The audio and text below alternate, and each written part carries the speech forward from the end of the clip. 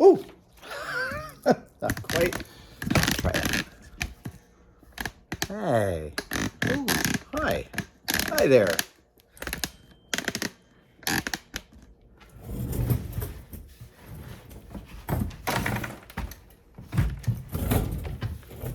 It's a mess in here right now. Hi, everybody. Adam Savage here in my cave. I'm answering questions from tested patrons.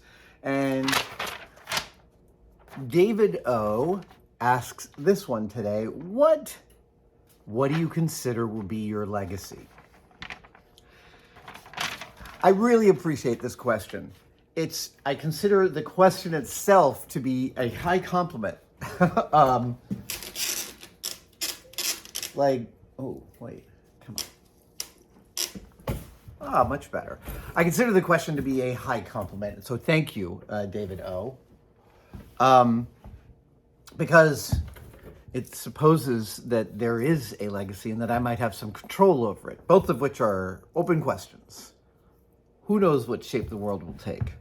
Who knows how many awesome people in the past are completely forgotten? Yeah.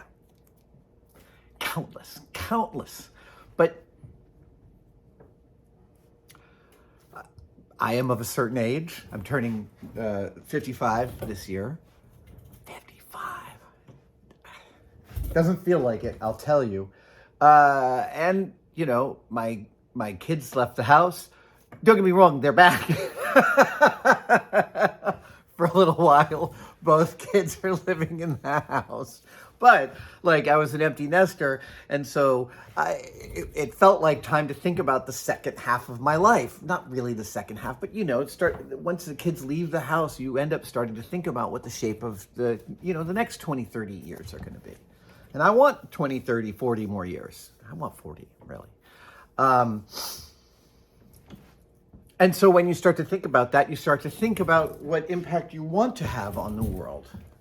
And so the first thing that occurred to me once the kids left the house was, oh, wow, it's time for me to pass on everything. It's time to pass on everything I know. And that is one of the reasons this exists. It's one of the reasons for a lot of the content that I make on this channel and in the world is because it's time to pass everything on.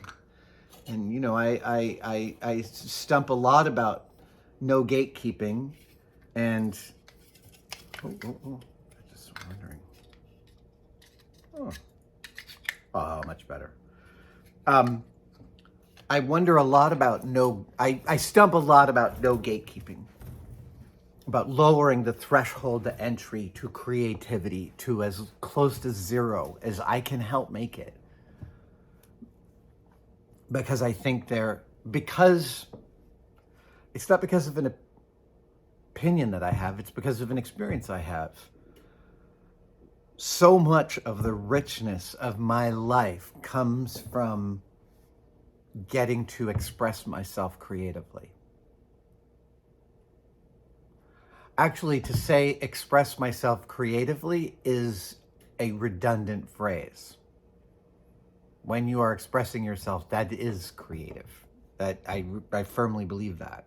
So much of the richness of my life comes from being able to express myself, whether it is in a conversation like this that we have here, whether it's working on my R2 head. This guy is coming along nicely. There'll be some videos up soon. And I grew up with that as an example.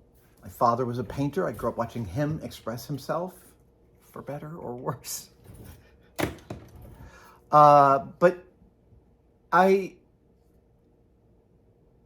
want everyone to have that experience. I think there is power and magic, as Goethe says, in the leaping towards the unknown. And when we express ourselves, we really are leaping towards the unknown. Specifically because we are social beings and we live in a world of objects. We define ourselves by the surroundings that we have around us. We bounce off of each other like molecules, and other people's reactions to us helps us understand our impact on the world, and vice versa.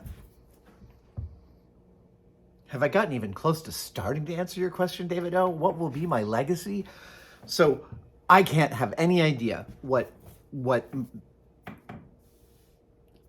result my actions now might have on the world after I am departed from it. I don't suffer any illusion that I can have any control over that. But I can hope. And if I had a hope for a legacy, and a legacy is, I think of a legacy as a concept in the name of, right? And there's an output, right? There's an output.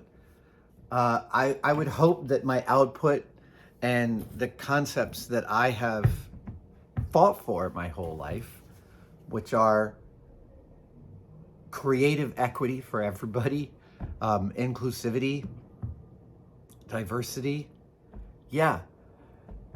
These concepts about being a citizen in the world and being with other people and sharing ourselves with them, sharing our experience with them.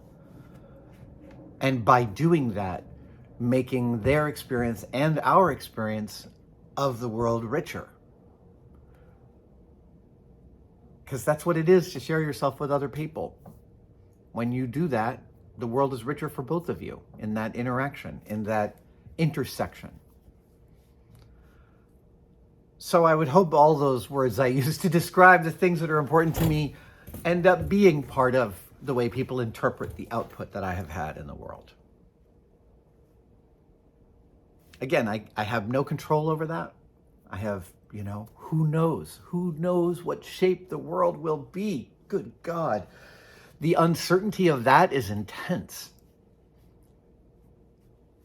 And gratitude is another key concept of my life. The gratitude for the people I get to work with, the people I get to collaborate and play with, which are the same, luckily, amazing. Our team here at Tested is just so tight right now, and it's crackling along on all cylinders, and that's just a sheer delight. Yeah.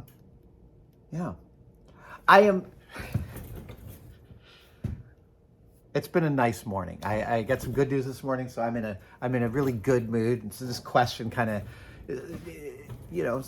everything lands at different points in your timeline, and this one's coming along at a very nice moment. I'm experiencing a lot of gratitude in my heart and my head. And so, David O, I appreciate the question and the exercise in thinking through that. I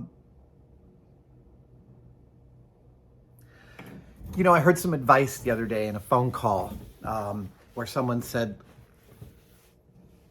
look, if you want to know how to structure something, write your ideal press release for the thing that you're building and then work backwards from that, which is a great idea, right? You just think about the impact and then work backwards from that. And so questions like, what do you think your legacy will be, while impossible to actually answer, are a really important mental exercise to do with yourself about the things that you're doing. You're embarking on a project. Let's say you want to make a paper house. It's great to think to yourself, and you might want to ask yourself, how do I want this to feel to me when I'm done with it? How do I want other people to respond with it? That second question might not be your concern, which is totally fine. It doesn't have to be. But if it is important to you, it's good to know what you might think that you want the result to be. Asking those questions that zoom out your perspective are a really great way to lend some color and shadow to the topography of your future. And that's how we determine topography often, is with color and shadow. I really feel like I haven't done this question justice, but I also know that it's time to end this video.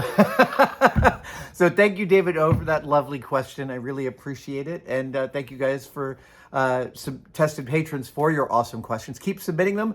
Instructions on how to do that and how to be a Tested patron are in the instructions below. And I will see you guys next time. Be safe.